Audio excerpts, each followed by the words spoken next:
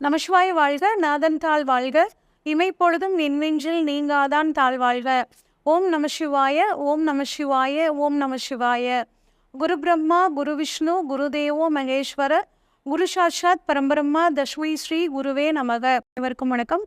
நான் உங்கள் சங்கீதா ராம்குமார். நட்சத்திரங்களை பற்றி நம்ம பார்க்க போகிறோங்க. நட்சத்திரங்கள் அப்படின்னு பார்த்தோம்னா பஞ்சாங்கம் அப்படிங்கிறது நம்ம வாழ்க்கையில் ரொம்பவே முக்கியம். எந்த ஒரு விஷயம்னாலும் உடனே எடு பஞ்சாங்கத்தை பாரு, தேதியை குறி அப்படின்னு சொல்லி சொல்லுவாங்க. பஞ்சாங்கம் நம்மளுக்கு பார்த்திங்கன்னா ரொம்பவே முக்கியம். அந்த பஞ்சாங்கம்னா என்ன அப்படின்னா 5 சேர்ந்தது தான் பார்த்திங்கன்னா பஞ்சாங்கம் அப்படின்னு சொல்லுவோம். இதில் பார்த்திங்கன்னா நம்ம பிறந்த கிழமை, நம்ம பிறந்த நட்சத்திரம், நம்ம பிறந்த திதி, யோகம், கரணம், இந்த 5ம் சேர்ந்தது தான் பஞ்சாங்கம். இதில் முக்கியமாக பார்க்க வேண்டியது என்ன அப்படின்னா நம்ம பிறந்த நட்சத்திரம், ஜென்ம நட்சத்திரம். நம்ம யாரையாவது பார்த்தா கூட நம்ம என்ன கேட்போம், நீங்கள் என்ன நட்சத்திரத்தில் பிறந்தீங்க அப்படின்னு சொல்லி கேட்போம். அந்த அளவு நட்சத்திரம் அப்படிங்கிறது நம்ம வாழ்க்கையில் மிகப்பெரிய ஒரு மாற்றத்தை கொடுக்கக்கூடியதாக இருக்குங்க. அந்த நட்சத்திரம்னா என்னங்க, ஏங்க நமக்கு அந்த நட்சத்திரம், குறிப்பிட்ட நட்சத்திரம் வந்திருக்கு, நான் ஏங்க அஸ்வினியில் பிறந்திருக்கேன், அந்த மாதிரிலாம் கேள்வி கேட்டிங்கன்னா, நீங்கள் பிறந்த அன்னைக்கு வானத்தில் ஆகாயத்தில் பார்த்தீங்கன்னா ஒரு குதிரை தலை வடிவத்தில் ஒரு நட்சத்திரம் இருக்கும். அந்த அன்னைக்கு நீங்கள் பிறந்திருப்பீங்க. அந்த நட்சத்திரத்துக்கு பேர் அஸ்வினி.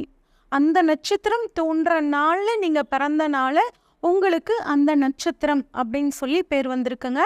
நட்சத்திரம் அப்படின்னு பார்த்தோம்னா மொத்தம் 27 நட்சத்திரங்கள் இருக்குங்க.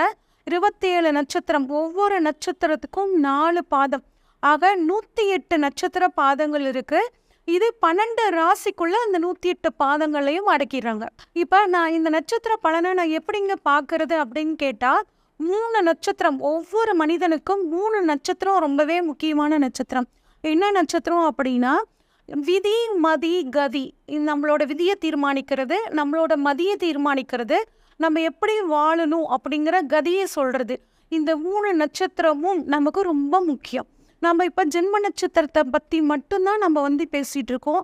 இப்போ இந்த 3 நட்சத்திரத்தையுமே நம்ம பார்க்கணும். எந்த 3 நட்சத்திரங்க அப்படின்னா, நீங்கள் பிறந்த ஜென்ம நட்சத்திரம், அதாவது சந்திரன் எந்த நட்சத்திரத்தில் உங்கள் ஜாதகத்தில் நிற்கிறாரு, உங்கள் லக்னம் எந்த நட்சத்திரத்தில் நிற்குது, உங்கள் லக்னாதிபதி எந்த நட்சத்திரத்தில் நிற்கிறாரு, இந்த 3ம் சேர்ந்து தான் உங்களோட தலையெழுத்தை தீர்மானிக்கக்கூடியது.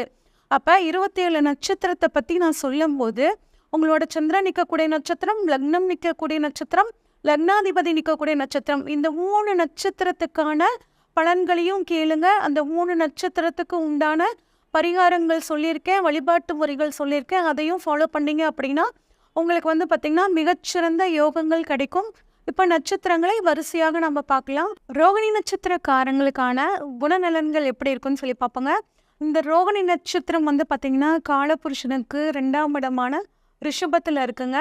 இந்த ரோகிணி, ஹஸ்தம், திருவோணம் 3மே அதிபதி யார் அப்படின்னு பார்த்தோம்னா சந்திர பகவானுங்க.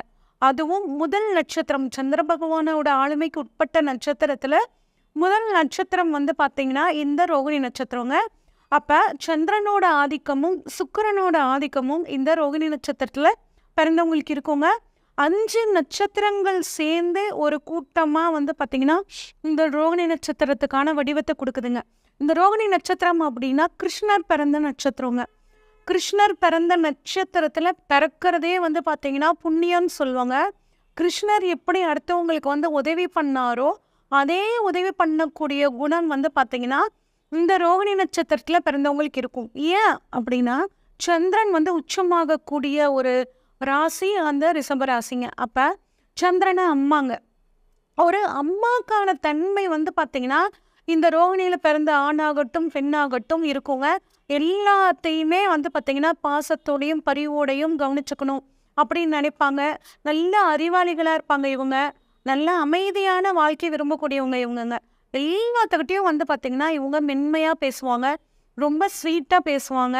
அதே மாதிரி ஸ்வீட் அப்படிங்கிறதும் இவங்களுக்கு ரொம்ப பிடிக்கும். அவங்க ஜாதகத்தில் சுக்கிரன் வலுவாக இருந்துச்சுன்னா, இல்லைங்க எனக்கு ஸ்வீட்டே பிடிக்காது, நீங்கள் எப்படிங்க ஸ்வீட் பிடிக்கும் அப்படின்னு சொல்கிறீங்க அப்படின்னா, சுக்கிரன் வலுவாக இருந்தால் கட்டாயம் ஸ்வீட் பிடிக்கும். சுக்கிரன் நீசமாயிட்டாலோ வலுவிழந்துட்டாலோ அவங்களுக்கு இனிப்பு பிடிக்காது. அதே மாதிரி பெரியவர்களோட வார்த்தைகளுக்கு ரொம்ப மரியாதை கொடுப்பாங்க. எந்த ஒரு விஷயம்னாலும் பெரியவங்ககிட்ட ஆசீர்வாதம் வாங்கிக்கிட்டு அந்த செயலை செய்யணும் அப்படின்னு நினைப்பாங்கங்க. எதிர்காலத்தை கணித்து சொல்லக்கூடிய ஒரு சக்தி வந்து பார்த்தீங்கன்னா இந்த ரோகிணி நட்சத்திரத்தில் வந்து பிறந்தவங்களுக்கு இருக்குங்க. இவங்களுக்கு வந்து பார்த்தீங்கன்னா ஒரு ஸ்பிரிச்சுவலோட கனெக்ட் அப்படிங்கிறது பை பர்த்தாவே இருக்குங்க. ரோகிணிக்கு ஸ்பிரிச்சுவல் கனெக்டிவிட்டி அப்படிங்கிறது ரொம்பவே சூப்பராக இருக்கும். எந்த ஒரு விஷயத்தையும் இந்த ரோகிணி வந்து பார்த்திங்கன்னா பிளான் பண்ணி செய்யுங்க. எதிரியாகவே இருந்தாலும் இவங்களுக்கு தன்னோட பேச்சாலையும் செயலாலையும் அவங்களையும் தனக்கு அடிமையாக மாற்றிக்குவாங்க. அந்த அளவு ஒரு குணம் இவங்களுக்கு இருக்குங்க. நேர்மைக்கு ரொம்ப முக்கியத்துவம் கொடுப்பாங்க. அதே மாதிரி குழந்தைகள், இவங்களோட குழந்தைகளுக்கு நிறைய சுதந்திரம் கொடுத்து வளர்ப்பாங்க. தான் வந்து சுதந்திரமாக வாழ முடியல சின்ன வயசில், தான் குழந்தையாவது சுதந்திரமாக வாழணும் அப்படின்னு நினைக்கக்கூடிய தன்மை இவங்களுக்குள்ளே இருக்கும்.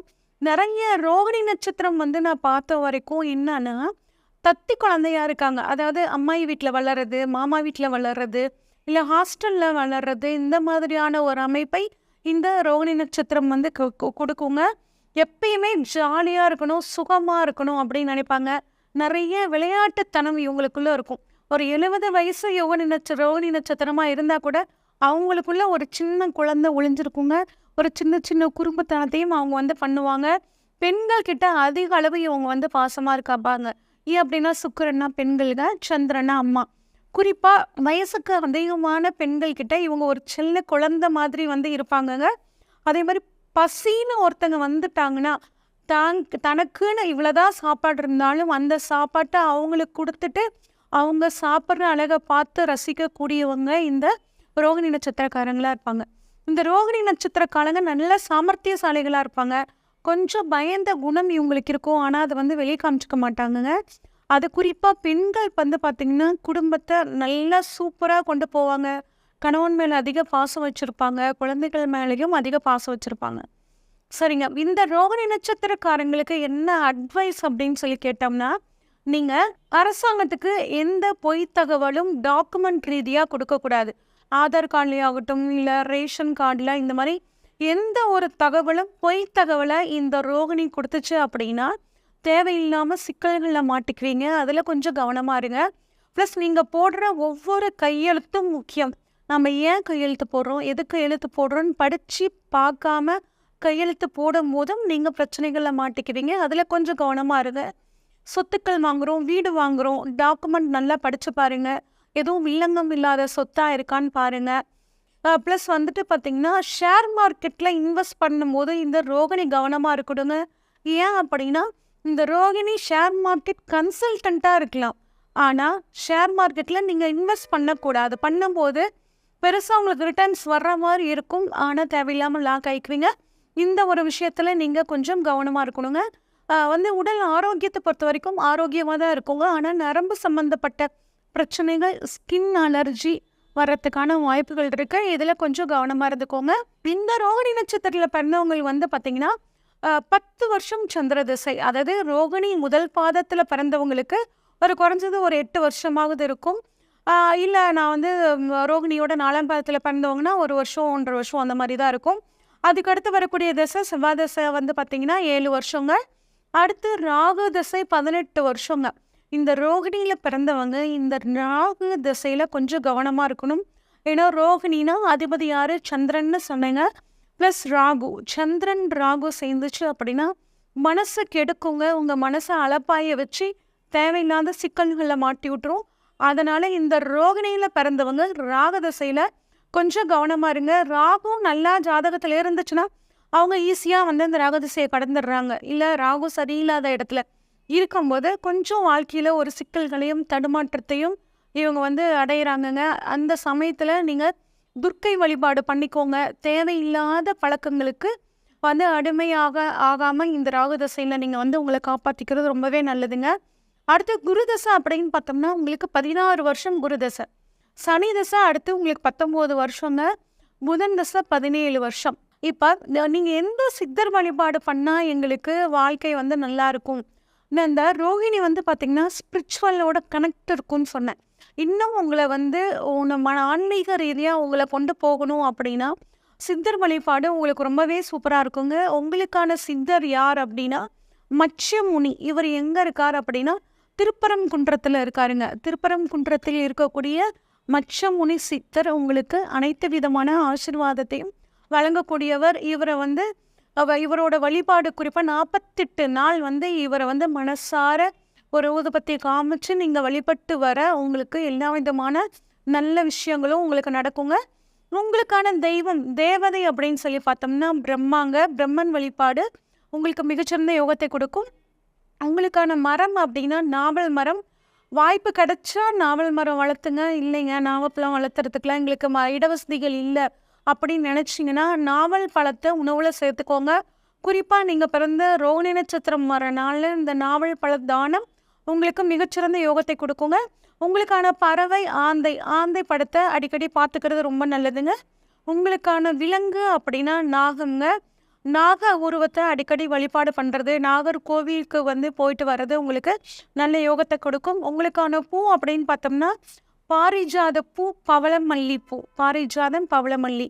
உங்கள் இஷ்ட தெய்வ கோயிலுக்கு போகும்போது பாரிஜாத பூவையோ இல்லை பவளமல்லி பூவையோ கொண்டு போய் சாத்தி வழிபாடு படுறது ரொம்பவே நல்லதுங்க. உங்களுக்கான உணவு அப்படின்னு பார்த்தோம்னா தயிர் சாதம். தயிர் சாதம் ரோகிணி நட்சத்திர நாளில் தானம் பண்ணுறதும் தயிர் சாதத்தை தினமும் நீங்கள் உணவாக எடுத்துக்கிறதும் ரொம்பவே நல்லதுங்க. உங்கள் நட்சத்திரத்துக்கான கோவில் அப்படின்னு சொல்லி பார்த்தோம்னா ஸ்ரீ பாண்டவ தூத பெருமாள். இந்த கோவில் வந்து பார்த்திங்கன்னா காஞ்சிபுரத்தில் இருக்குது. அடுத்து ஸ்ரீ பக்தவத்சல ஆலயம். இது எங்கே இருக்குது அப்படின்னா குடவாசல் அப்படிங்கிற ஊரில், திருக்கண்மங்கை அப்படிங்கிற ஒரு ஊரில் இருக்கக்கூடிய பக்தவத்சல ஆலயம் ரொம்பவே உங்களுக்கு சிறப்புங்க. உங்களோட நட்சத்திர கோவில். உங்களுக்கு அதிர்ஷ்டத்தை தரும் கோவில் அப்படின்னு சொல்லி பார்த்தோம்னா திருவானைக்காவல் அந்த கோவிலுங்க. திருநாவலூரில் இருக்கக்கூடிய சிவனும் ஸ்ரீரங்கத்தில் இருக்கக்கூடிய பெருமாளும் உங்களுக்கு யோகத்தை அதிர்ஷ்டத்தை கொடுக்கக்கூடியவங்க. உங்களுக்கான லக்கி கலர் அப்படின்னு சொல்லி பார்த்தோம்னா ஒயிட் கலரும் சில்வர் கிரே கலரும் உங்களுக்கு வந்து அதிர்ஷ்டத்தை கொடுக்கும். உங்களுக்கான சின்னம் அப்படின்னு சொல்லி பார்த்தோம்னா மான் முகத்தை நீங்கள் வந்து சின்னமாக விசிட்டிங் கார்ட்லேயோ அது பயன்படுத்திக்கிறது ரொம்பவே நல்லதுங்க. இன்னும் எதை பயன்படுத்தினா எனக்கு அதிர்ஷ்டம் அப்படின்னு கேட்டிங்கன்னா அடிக்கடி தேங்காயை வந்து எடுத்துக்கிறதுங்க. அடிக்கடி நீர்நிலைகளுக்கு போயிட்டு வர்றது, ஆறு குளம் ஏரி இந்த இடங்களுக்கெல்லாம் போயிட்டு வர்றது. அதே மாதிரி கரும்பு ஆலை இருக்க இடத்துக்கு போகிறது, கரும்பு தோட்டம் இருக்க இடத்துக்கு போயிட்டு வர்றது, கரும்பை உணவில் எடுத்துக்கிறது, நெற்களஞ்சியம் நெல் கொட்டி வச்சுருப்பாங்க இல்லைங்க அந்த இடத்துக்கு போயிட்டு வர்றது. அதுக்கப்புறம் வந்து பார்த்திங்கன்னா மூங்கில் மரத்தை உங்கள் வீட்டில் வளர்த்துறது, முல்லைப்பூ செடியை உங்களுக்கு வளர்த்துறது. ஸ்கேல் இருக்குது பார்த்தீங்களா, அந்த ஸ்கேலோட பயன்பாடை நீங்கள் கொஞ்சம் அதிகமாக பயன்படுத்திக்கிறது. இது எல்லாமே உங்களுக்கு மிகச்சிறந்த யோகத்தை கொடுக்கும். இது வரைக்கும் நட்சத்திரத்துக்கான பலாபலன்கள் எப்படி இருக்குது அப்படின்னு சொல்லி பார்த்தோங்க. இந்த நட்சத்திரத்துக்கு நான் சொன்ன குணாதிசயங்கள் அப்படியே மேட்ச் ஆகுமா அப்படின்னா அதில் பார்க்குறதுக்கு சில விஷயங்கள் இருக்குங்க. அந்த உங்களுக்கு உங்கள் நட்சத்திர அதிபதி எப்படி இருக்காரு உங்கள் ஜாதகத்தில் அப்படின்னு ஃபஸ்ட்டு பார்க்கணும். அவர் ஆட்சியாக இருக்காரா, உச்சமாக இருக்காரா, நீசமாக இருக்காரா, இல்லை வக்ரம் ஆயிட்டாரா, இல்லை அருமையான நல்ல இடங்கள்ல இருக்காரா, இல்லை மறைவு ஸ்தானங்களில் இருக்காரா, பகைப்பெற்று இருக்காரா, இந்த மாதிரி எல்லாம் பார்த்தோம்னா தான் நான் சொன்னக்கூடிய குணாதிசயங்கள் அப்படியே பர்ஃபெக்டாக மேட்ச் ஆகுங்க. இதில் ஏதாவது உங்களுக்கு சந்தேகங்கள் இருந்துச்சு அப்படின்னா, உங்கள் ஜாதகத்தில் நிறைய டவுட் இருக்குது அப்படின்னா இந்த ஸ்க்ரீனில் தெரிகிற வாட்ஸ்அப் நம்பருக்கு கால் பண்ணுங்கள். உங்கள் ஜாதகத்தை அனுப்பிச்சி வைங்க. இதை டீட்டெயிலாக அனலைஸ் பண்ணிவிட்டு உங்களுக்கான ப்ரெடிக்ஷன்ஸை சொல்கிறேங்க. நன்றி, வணக்கம்.